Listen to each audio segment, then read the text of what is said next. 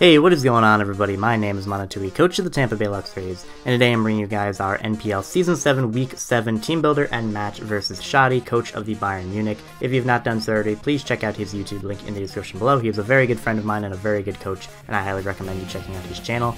I apologize that this game is going up about a week late. We had an off week in the NPL, and then I didn't record it during then because I figured, I'm just moving into university again. I'm gonna have plenty of time to do it then, and then I didn't. So it's my fault. Apologies to everybody. I got some free time now, so I'll be able to do it now, as well as our Week 8 game that is due today, and that'll be going up a little bit later tonight.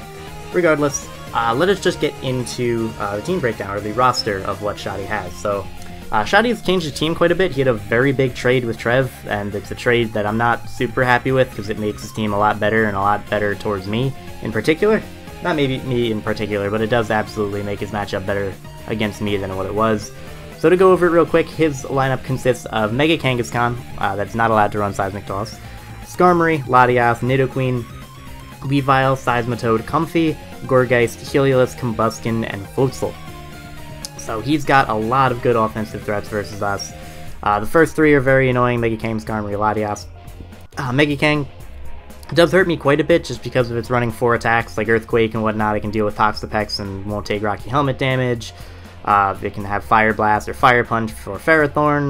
The Skarmory is a very good stop to my Mega Lopunny, as is Latias is a decent check. He has a decent number of things for Mega Lopunny, like Gourgeist and whatnot, Comfey even. So that's going to be difficult to deal with. However, I have built a team of 6 that hopefully will be able to deal with whatever team of 6 he decides to bring, and so we are going to get into that right now. Starting off, as you can see, we have our Toxapex. This is going to be my absolute switch into the Mega Kang. I can take to, if he goes for Power Up Punch, I can hit him with the Rocky Helmet. If he goes for Return, I can deal with that. I can live an Earthquake always from Mega Kangaskhan and be able to fire off a Scald. If he does go for Power Up Punch on me, I can predict that and go for Haze, which is very nice. This is a relatively standard set. I debated bringing T-Spikes against his team, but he does have that Nidoqueen which can absorb them, and I wouldn't really want to deal with that just because he can threaten my Toxapex with Earth Power. I didn't really want to do that, so I decided to just go with Toxic. Scald Toxic is very nice. Scald, so I can obviously burn things as well as get chip damage off onto whatever wants to switch in. He does have some good water immunities and good water resistances. That is what Toxic is for. Toxic, if he hard switches into Latias, I can land it on that. Same thing with Seismitoad as well as Heliolisk. That'll be very, very useful for me in order to that'll be very useful for me to get onto his Pokemon, because then I'll be able to wear them down so that my Lopunny can do things later, or maybe my Kyurem, or maybe set up with Reuniclus later. If I am set up Reuniclus, I totally don't even remember, but we'll get into it in a bit. Next up, we got our Mega Lopunny. We can change this now. High Jump Kick, Return, Fake Out, and Encore. High Jump Kick, obviously, very good fighting stab. Oko's the Mega Kang, deals a lot of damage to the Skarmory. He's got to be running more physical defensive on the Skarmory in order to deal with it. Also, obviously, High Jump Kick, just his strongest move. It can 2-KO pretty much everything on his team, but Gourgeist, Comfey, Nidoqueen, but obviously Return is very useful versus his team. Depending on his Comfey set, I'll be able to 2-KO with Return, and he cannot OHKO me with Draining Kiss.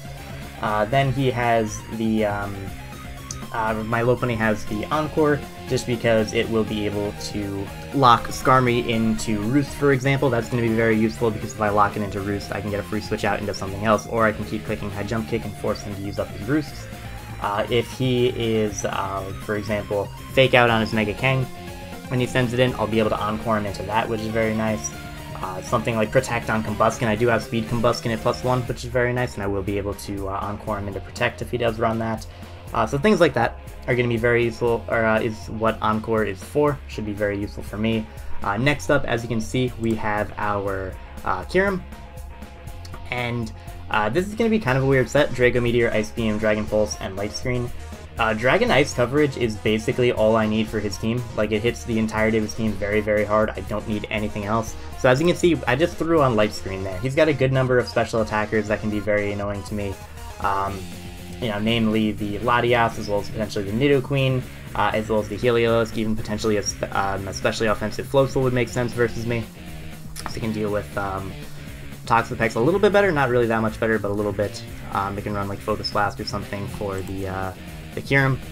So depending on his team, Light Screen can be very, very useful. And again, I didn't really need another move. Like, I could have used Earth Power for the Combuskin, but I deal with Combuskin with my team very well anyway, with Toxapex and Gliscor and Mewnich and whatnot, so I didn't feel like I needed it. And Light Screen is still just useful. Regardless, that's just going to be our Kyurem. It's going to be Scarf, it's going to outspeed the entirety of this team. Modest Scarf too, which is very, very nice. I'll be able to spam these attacks. Debated going with Iron Head instead of Light Screen here, but if he's Fizz Def Comfy, it'll take it relatively well anyway. I'd rather spam Ice Beam across his Pokemon.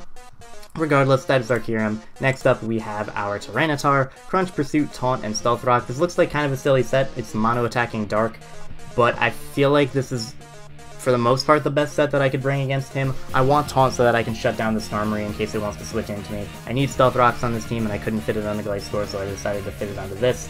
Dark is pretty good versus his team. He has a couple switch-ins. Combuskin, sure, but again, I'm not really expecting Combuskin to come. If it does, I have other ways to deal with it. I don't hit the Weavile super hard, but he's never going to switch into Weavile. He's never going to hard switch into Weavile, which is very nice. He's also obviously going to be fearing me being Chople, which as you can see I am. He's probably not going to go out into Weavile in order to revenge kill me. And we have Pursuit. Pursuit is huge for the Latias. Latias is a big problem to my team. I want to be able to eliminate it so that my Toxapex can thrive and so that my Mega Lopunny can thrive. Pursuit is also just a very good move in general so that I can catch like Heliolisk going for Volt Switch or something along those lines. I can catch Gourgeist wanting to switch out. I can catch even like maybe Skarmory, for example, if it wants to switch out after I taunt it. I can get some more chip damage, potentially put it in high jump kick range. Really, Pursuit's just there for the Latias, as well as potentially the Heliolisk. Whatever else I can Pursuit is going to be even better.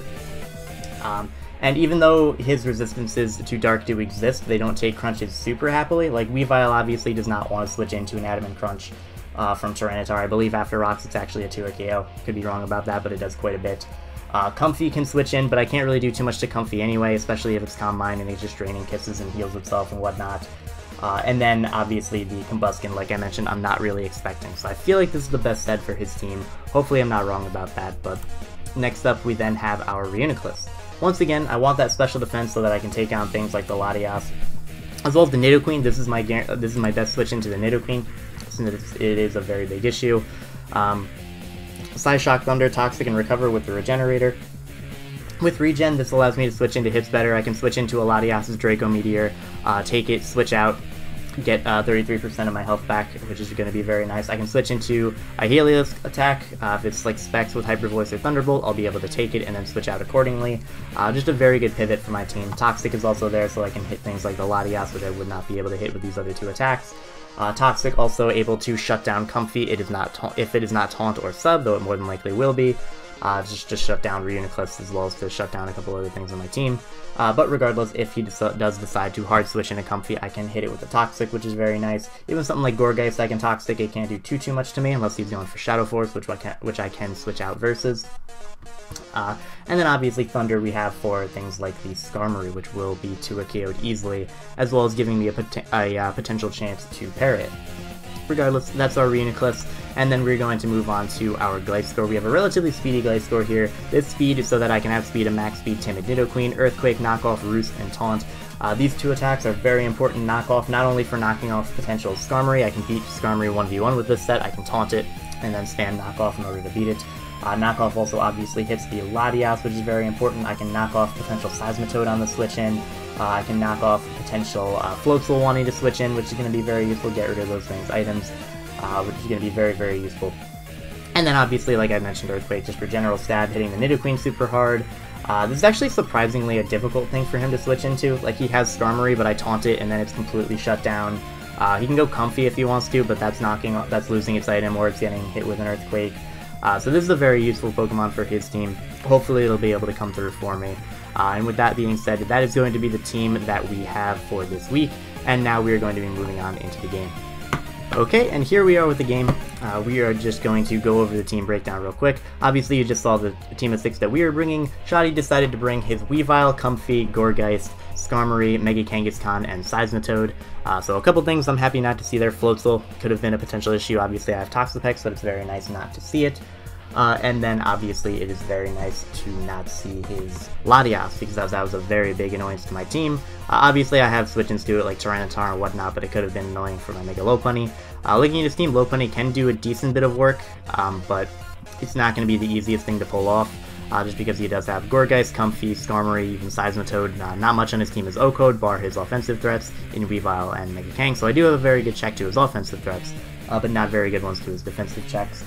Also very happy not to see the Nidoqueen. That thing put a very big hurting on my team.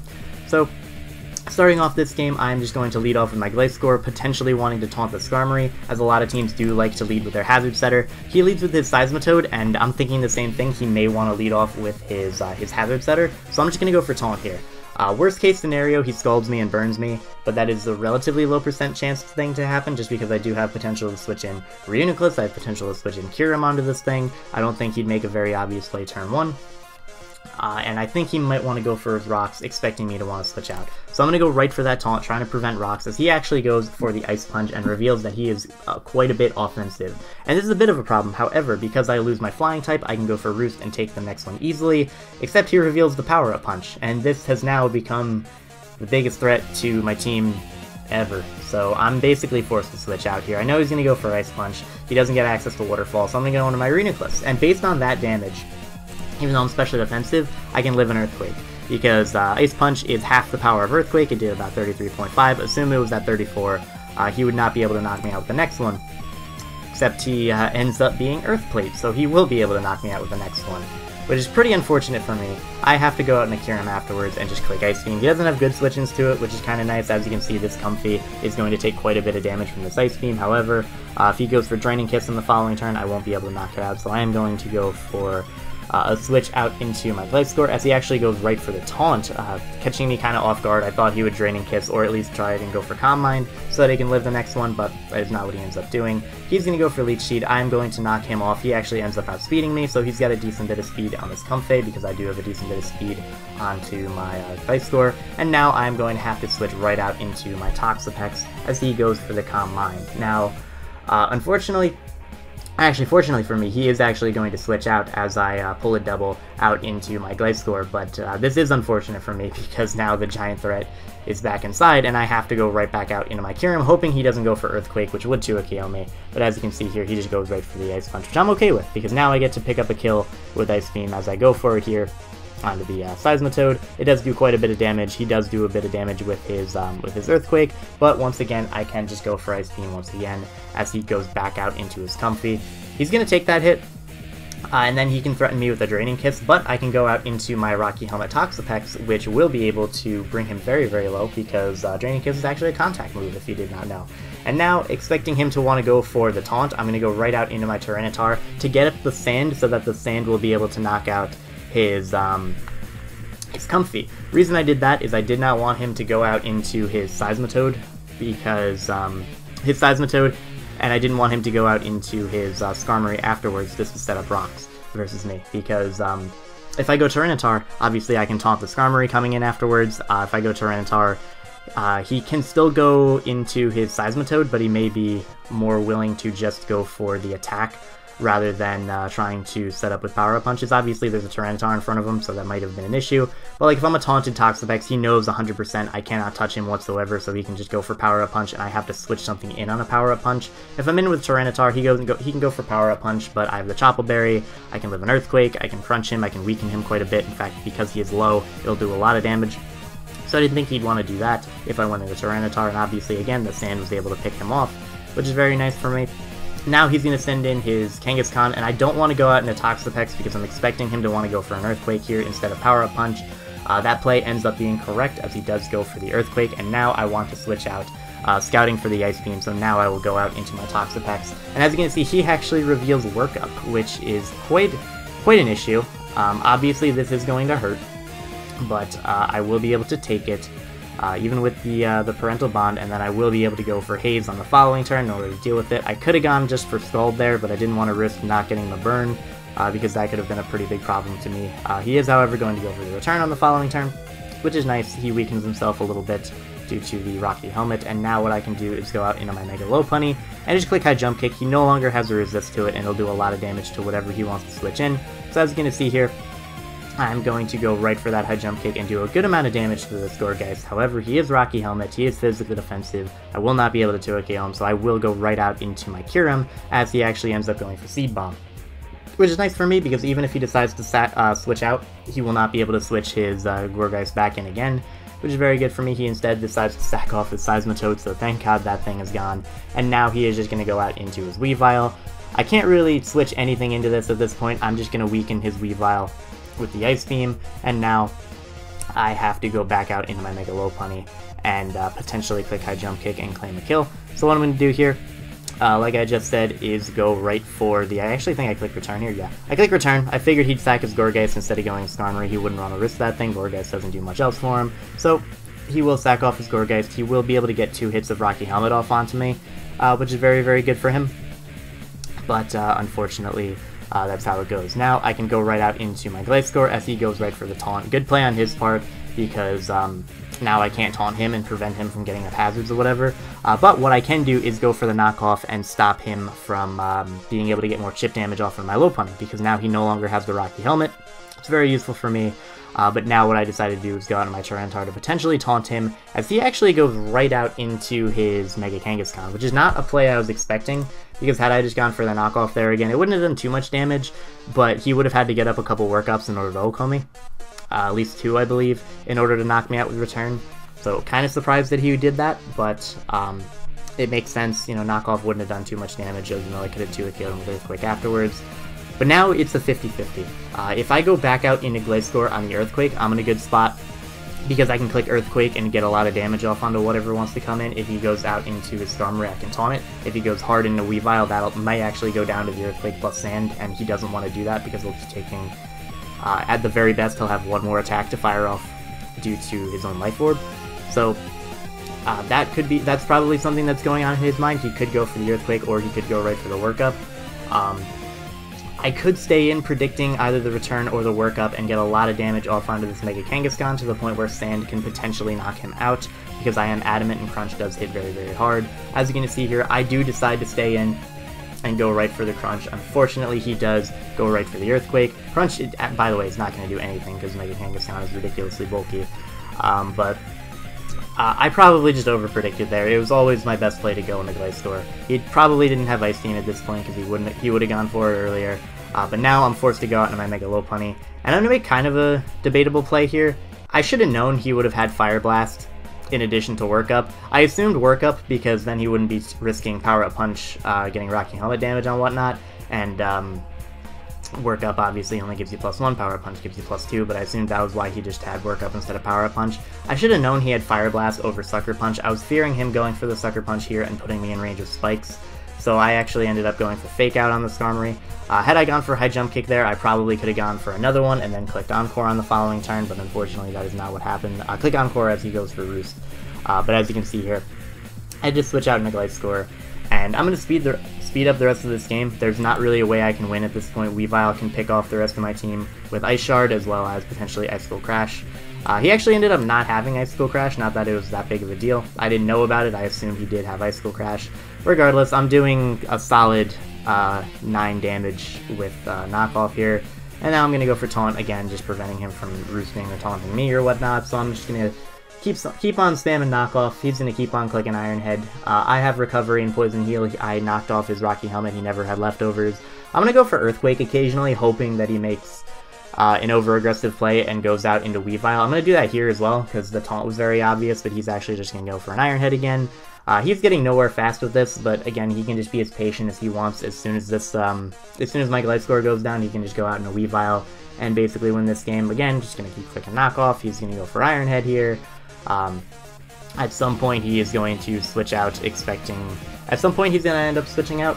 As you can see, that's not going to be this turn. It might actually be this turn. Yeah, it's going to be this turn, expecting me to Roost or go for Taunt. I actually end up going for Taunt here, and I wanted to Roost on the following turn, not what ended up happening. He's going to go for Return here. He's going to crit me. I believe that mattered in killing me, but it didn't really matter in terms of differential, because now I just go out into my Lopunny, I click Fake Out, because why not, and then he goes out into his Weavile just to pick me off with the Ice Shard. So, this game did not go very well for me.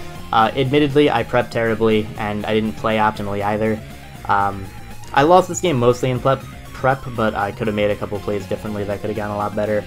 Could have made better plays in general. Like, I needed more for his physical offense. I prepped a lot for his special offense, like specially defensive Reuniclus. My glide score was more specially based. I had light screen on Kirim instead of reflect. But as you ended up seeing it, he brought, I think, five physical attackers and then a comfy for special attacks, or 5 physical attackers and a comfy for special attacking. So I prepped kind of poorly. Shoddy prepped well, and he played very well. He also got a lot of momentum early on off that Seismitoad. That kind of threw me off quite a bit, because that was just a very, very good set, and there wasn't really much I had to switch into it. It dealt with the entirety of my team. Had I been a more physical defensive Reuniclus, I may have been able to deal with it, but I was not, and so he is going to pick up the win here. Like I said, this game is going up a week late. The game versus Abe, which is week 8, will be going up tomorrow or tonight, so definitely check that out. Tonight, I believe the day that this is being uploaded, it is September 10th, so it should be going up September 10th, around like 8, 9, 10 p.m. EST, so definitely check that out. Regardless, thank you guys very much for watching. I hope you all enjoyed, and I will see you in the next game.